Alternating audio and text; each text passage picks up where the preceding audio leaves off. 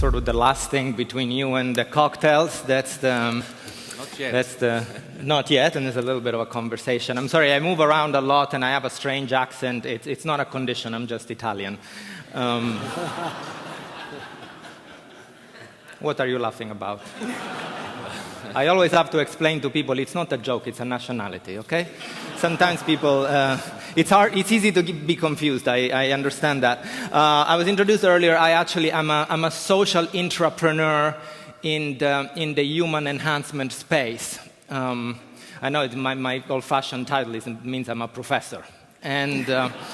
And we use this, I research and use this unbelievable social technology. I didn't invent it, but I'm as proud and connected to it as if I did. It's an incredible social technology. It actually rewires people's brain. It takes, old algorithms that they have into their brain that are called instinct, and it changes them into new algorithm called civilization. And it also changes their connections with each other. This, of course, you recognize what I'm talking about. This social technology is called education.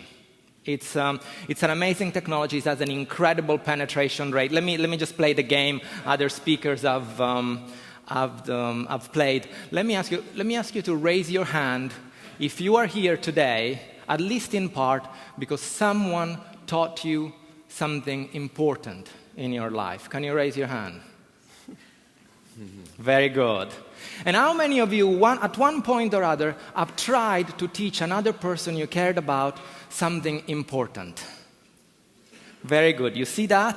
100%. Take that Airbnb. We have a 7 billion penetration rate, 7 times that of Facebook. And it's an amazing technology because you can use it in a big institution with a hedge fund attached to it. You can also use it in the comfort of your own home. It's completely open source. It's very powerful, which means like any powerful technology, you can do a lot of good with it.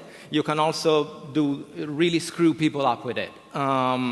And it's in fact, what I find extremely interesting about it is to ask, why does it exist? Why does it actually persist? Academics are one of the few professions that most of us have been alive for a shortened time than we've been called obsolete.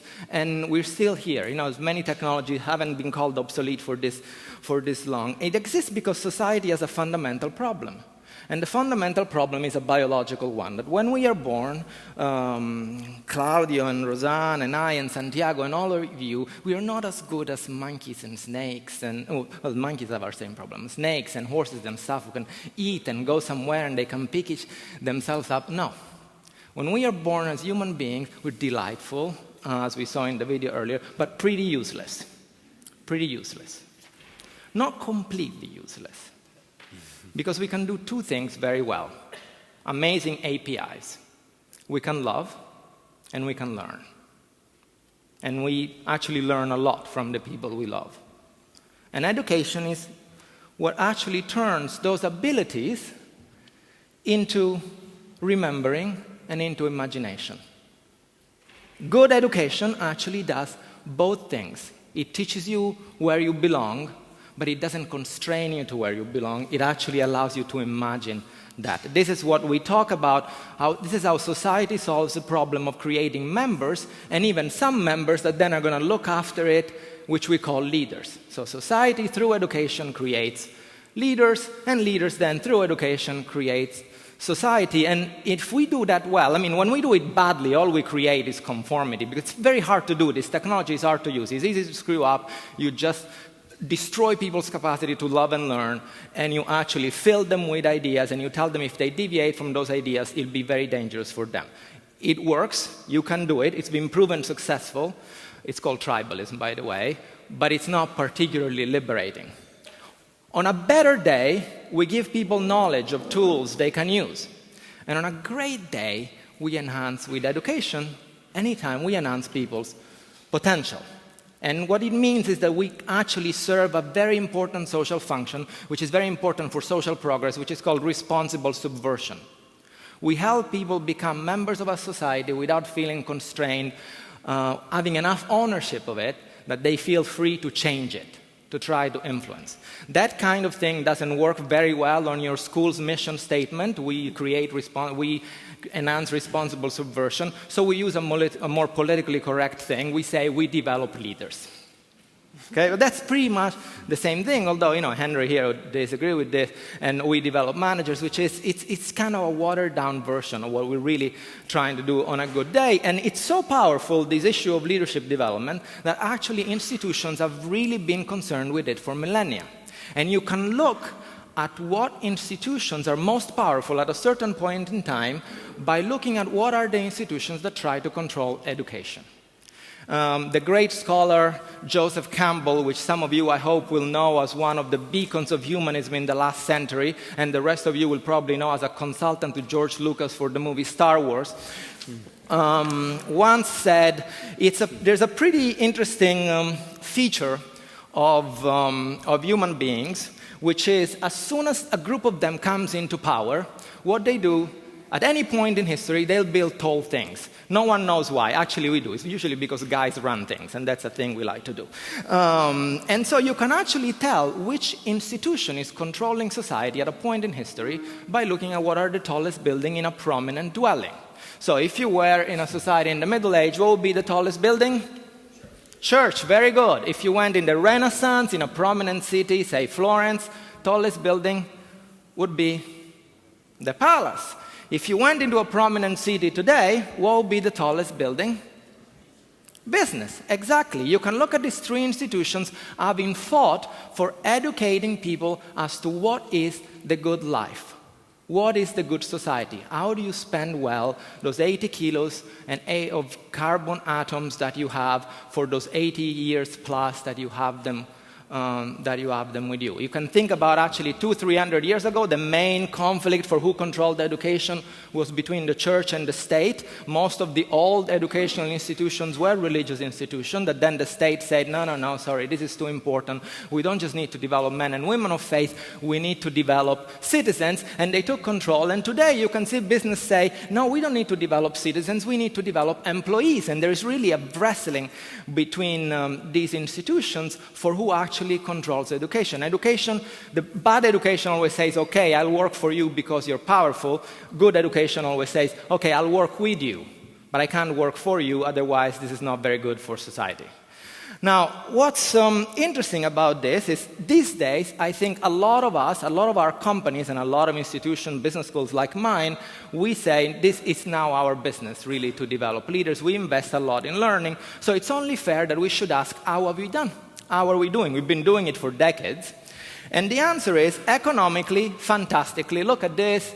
We have created a very nice bubble, which is, this is the spending in the corporate spending in training over a single year, in training managers. Over a single year, 145 billions.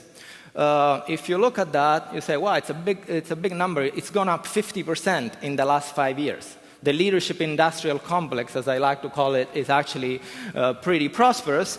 How have we done with that money? Well, corporate earnings have gone up pretty dramatically, so from an efficiency kind of economic perspective, pretty well. But then you compare it with numbers like this, 86% is a number of people in a survey of the World Economic Forum across broad layers of society, experts, not just people from the street, who say, do you think the world has a crisis of leadership? Yes. It's one of the things that's easiest to agree. So we've created a psychological bubble where we made people believe that leadership is the only solution to every social problem and is the cause of every ill. And on top of that, we've also created some kind of a disconnect. Now, what I want to say is that, is it possible that this is not just a side effect of our work, but it's actually an outcome? And the reason, it's not an outcome that we've generated malignantly or malevolently, but it's just happened because, out of good intentions. Why? Because the way we understand leadership development is not updated to the kind of social problems of today. Very quickly, few of us know that leadership development as we understand it these days, this technology that every company is trying to crack and every business school is trying to sell, actually is only 50 years old. Leadership development has always existed in the sense that we took children from certain families who had gone to certain schools and we put them in leadership positions.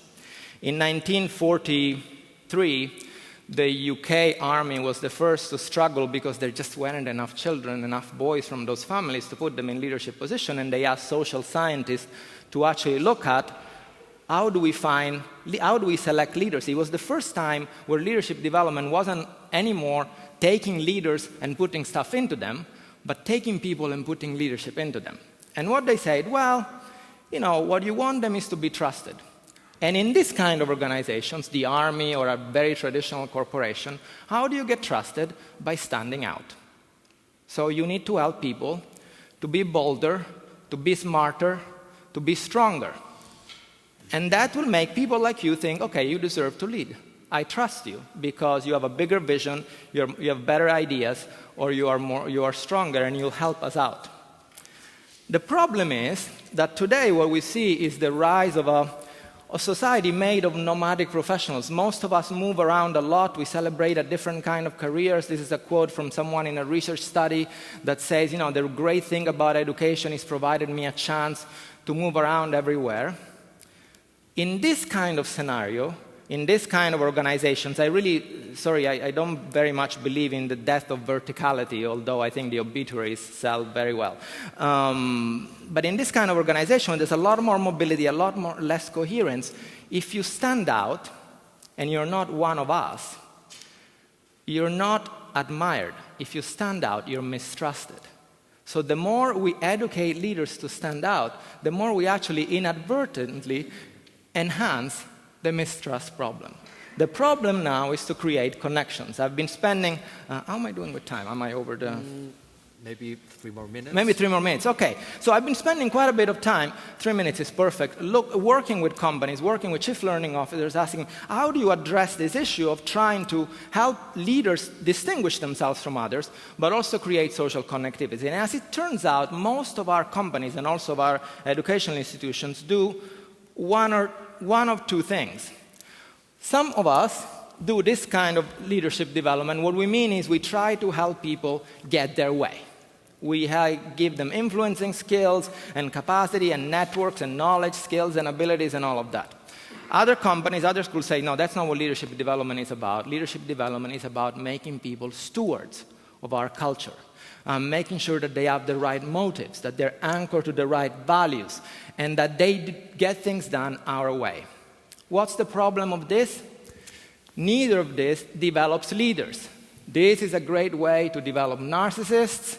This other one is a great way to develop drones. In fact, the only way you develop leaders is if you're able to constantly manage the tension between these two forces. My favorite metaphor of leadership, in fact, is the ballerina, which is incredibly hard to do, at the same time appears very gracious. It's still a lot of hard work. You depend on a collective, but you have the possibility to individually shine and even be a raving egomaniac. But there is constantly a balance that comes out of dealing with these two tensions. Now, if you think of it this way, the question, for me at least, is not about technology versus humanity, or even one certain people versus a different kind of people, but it's what's a humane technology. Okay? Education is not always humane, because sometimes it teaches you that we are good and they are evil. It teaches you that people like us are interesting and human, and those other people, they don't get it. That's not a humane technology, even if it's done face-to-face. Sometimes digital technology can teach you that someone different from you is actually an interesting and sensible person just as you. So for me, a humane technology, whether it's used by people or whether it's mediated by a digital platform, is one that really preserves humanity. What does it mean to preserve humanity? It's to give people freedom to claim it in their own way. That's the best defense we have of humanity, not to define it for them, but to tell people you can define it, and look, what's going to happen is very likely someone else will define humanity in a different way than you do. And instead of having a war with them, why don't you have a conversation? This is my definition of global leadership when it works, forget all this, is, ultimately, whether you do it digitally or whether you do it face-to-face, The question is, we only build humane technology. With this technology, give us the courage, the capacity, the curiosity, the commitment to work with, learn from, and give voice to the other. If it just makes you feel my story is better than yours, whether it's done in a classroom or it's done on a digital platform, it's not a humane technology. And if it does, it is. Thank you very much.